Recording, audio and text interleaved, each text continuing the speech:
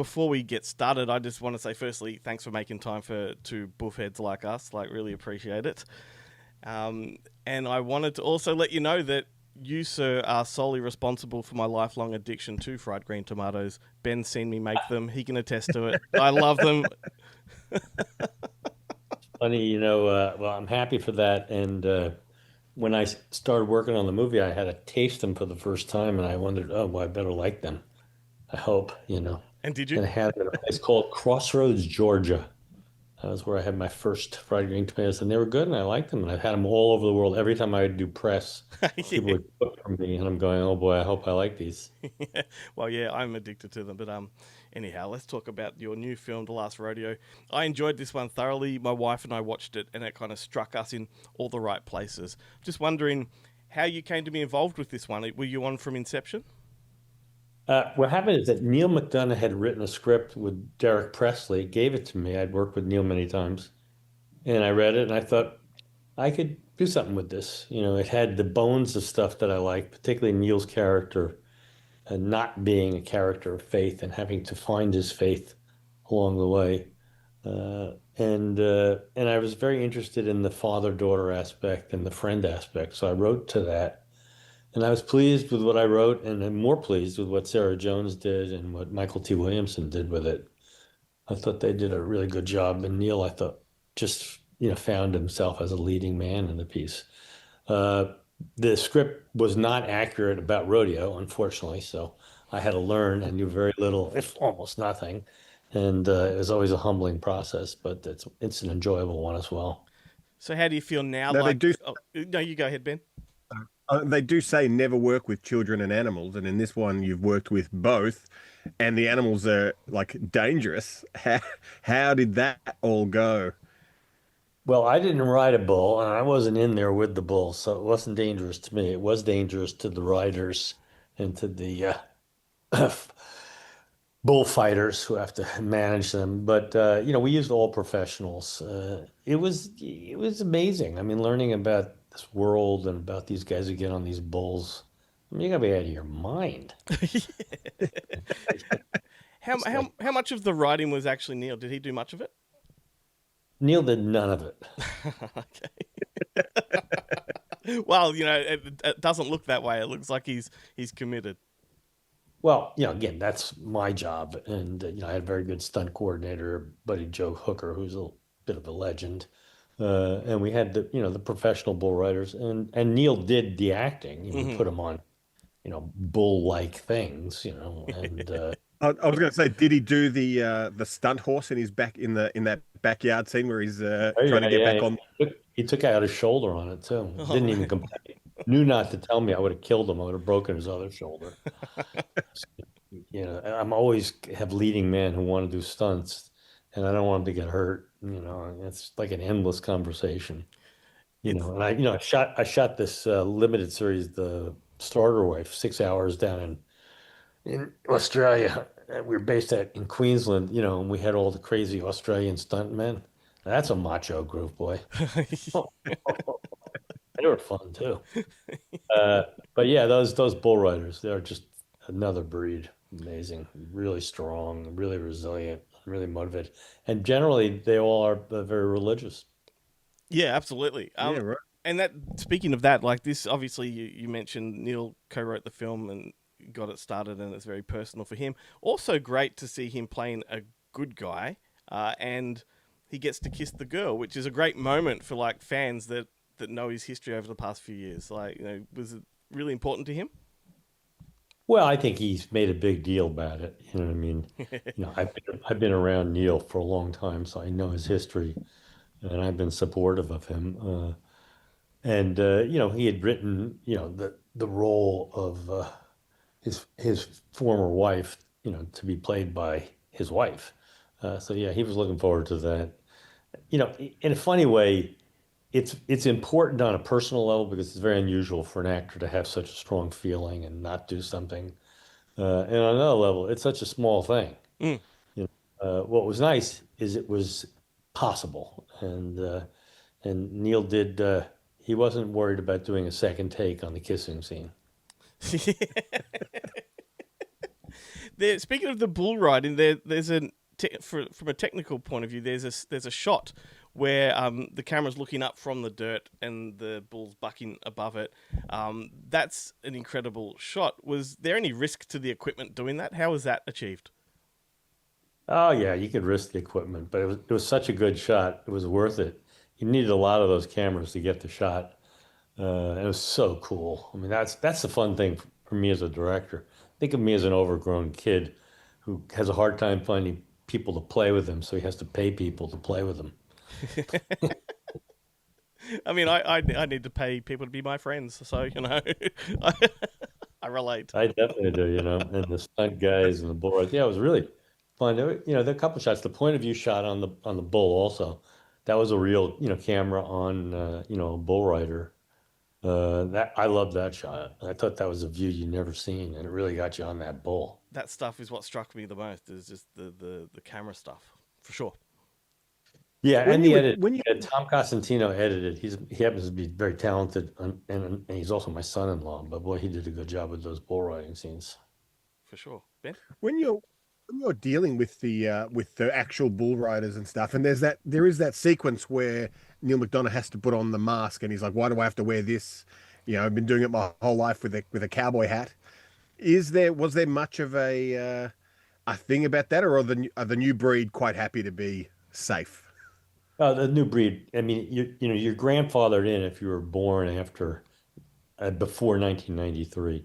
After that, you have to wear the helmet, so there's no conversation.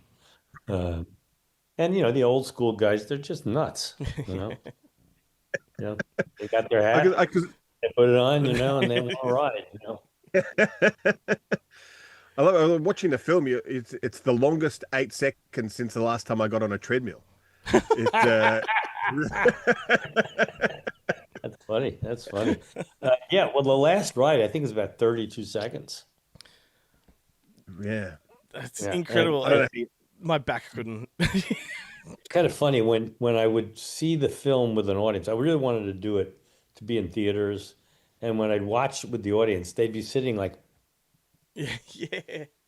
I mean, it was like amazing how involved they were. I mean, I love what I do, and that's my job. But boy, it's so cool when it works. 32 seconds. Go look at it again. It's like, whoa. I feel like there's Yeah. like there's a renewed love and interest in the cowboy way. You've got so many shows like Neil also did Homestead. You've got Yellowstone. All these shows. Why do you think there is You'll do such a Yellowstone as well. yeah exactly? Why do you Yeah, think? I was influenced by Taylor Sheridan, by Yellowstone. Yeah. I really like the world. I've worked with Kevin Costner. I like him as an actor.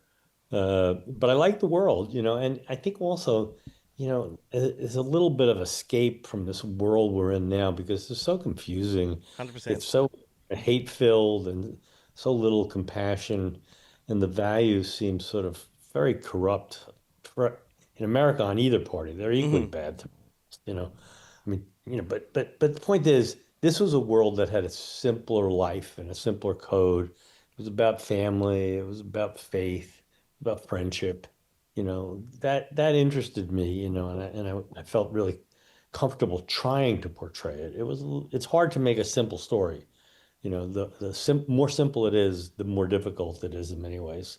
And people like, obviously John Ford, Howard Hawks, and Raoul Walsh, all these guys did such great westerns. You had a John Wayne up there, and I felt really could carry it, and I really wanted him to play the leading man. I was very supportive of that. I, I thought he did a really good job. Certainly did. But you sir, you get to act as well. You played a surgeon in this movie. Is that your first acting role? It's my second one. My first one was in the one I shot in Australia, where I played a asshole Hollywood producer very easily, by the way, giving a eulogy to a studio executive who wasn't dead, which I actually wrote. And I was a little more squirrely about doing that. This one, Neil said, "Would you do it?" And I said, "Yeah, okay." And I always look at it just, I don't want to hurt the actors. I don't want to hurt the film. But I actually felt pretty comfortable doing it. And I thought I acquitted myself reasonably well. Does being in front of the camera give you like a new perspective or a new appreciation for what actors do? Well, I learned early on. I studied acting in college, and I was not very good at it, and I was very uncomfortable when I was being directed. And so I've always been very compassionate towards actors and very patient. Uh, the only thing that was unusual in this scene, which I designed very carefully, I wanted to be in the dark. I didn't want to have a lot of lines. I had one pretty decent moment when Neil says "doctor," and I put my finger up and said, "1 second." Well, that's me as a director. And people are hounding me all the time. And I'm just like, 1 second.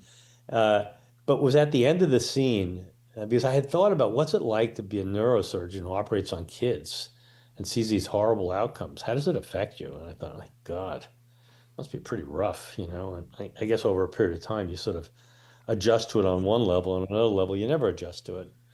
And I even thought about writing something, then I thought, no, it's actually there in the lines, if this bumpkin of an actor can pull it off. Well, when I was getting ready to leave the room, Neil went doctor and he reached out to shake my hand. I reached out to shake his hand, and he was very emotional. And because he was emotional, it made me emotional. And, I shook his hand, I nodded my head, and I was actually there in the moment. And I was kind of upset. Mm. And, as a director, I don't get upset. I don't get emotional. I like something, I don't like it. I mean, I can be moved, but I'm moved as the director, not as a character playing opposite an actor. And it was like, whoa, that's hard stuff, And the actors, they just shake this emotion off really easily. It took me like 2 minutes to recover, from just saying, I understand. It's funny. I had a similar conversation with, of all people, Randy Couture, and he was saying it took him like something like 20 films and 20 years before he actually had that moment where he had an emotional reaction and connected, and it took him off guard. Well, it really did. I mean, I'm like old school. I'm a pretty tough cookie. I love to work. I don't get tired. I don't lose my temper. I run. Mm. I get ready. I do all the stuff myself if I had to, and I wouldn't feel upset about it. But being in the moment, Yeah, that was something that was really new to me. It took me off guard. It's just kind of funny. mate. If we had more time with you, we would love to do a deep dive into your catalogue. But I'll sort of wrap it up with one question that might encapsulate a fair bit of that. And I'm just wondering, as a producer or a director, is there a film of yours, with the exception of this one, that you're most proud of? Well, it's like picking children. Yeah. I mean, I've always been very You fond definitely of have a favorite. fried Well, green tomatoes fried green because tomatoes. Yeah. yeah, I like that. I wrote almost all the script, and I was really interested in female friendship. I was very proud of Risky Business. I thought Paul did a great job, and Darren did a great job on Black Swan. I did this film about the Holocaust, about resistance, uprising. I like that one. Hmm. I mean, those were some of the highlights. The thing with making movies is there are these moments of discovery, where you all of a sudden, oh wow. And it always is surprising, and sometimes it's a little bit magical, as it is often for an audience if it's done really well. And that's what I like to do. I like to transport an audience with what I like to refer to as present tense moments. And so when you get one of those or enough of them, you go, yeah, that was good. Absolutely. Well, when your name was floated for us to chat with, like, we jumped at the chance. Like, what a great career you've had. What a fantastic collection of films you've made. So thanks for making time for us, mate. Really appreciate it. Thank you. And thank you for what you do. I love film nerds and film lovers, I mean, you're basically keepers of the flame. And I think it's important. You know what I mean? And so like, keep on keeping on. Thank you, sir. First Thank person to give us a little bit of praise. How's that, Ben? I like all those DVDs in the background there. Yeah. What about the VHS behind Ben? He's got a house full of Oh, them. oh yeah, yeah, yeah. Believe me, I got a I've even bunch got of one them of too. your super early ones there. What's that? Calendar Girl Murders. Oh yeah, Which I Calendar Girl Murder, Sharon Stone, one of her Dang. early Yeah, movies. yeah, Ben came Seen prepared that with in the a goods. yeah.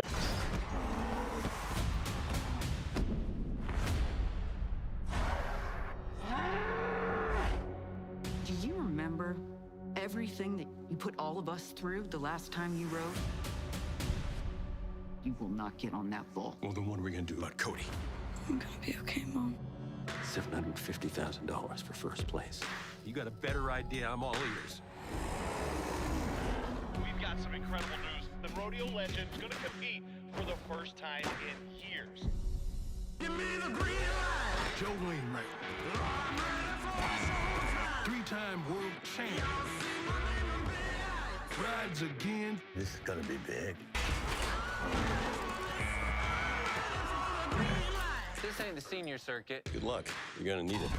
Joe Wainwright competing at over 50 years young. I'm grandfathered in, right? Well, you right about that granddad part. Oh! His grandson's sick, and he's got to earn money. That's why he's here. You gotta focus, Joe. In my seat, I only ask once. That went well. Yeah, very. Be patient with her. She loves you fiercely. Can Joe Wainwright keep up? I'm fine. Of course you are. That's a genuine, true legend right there.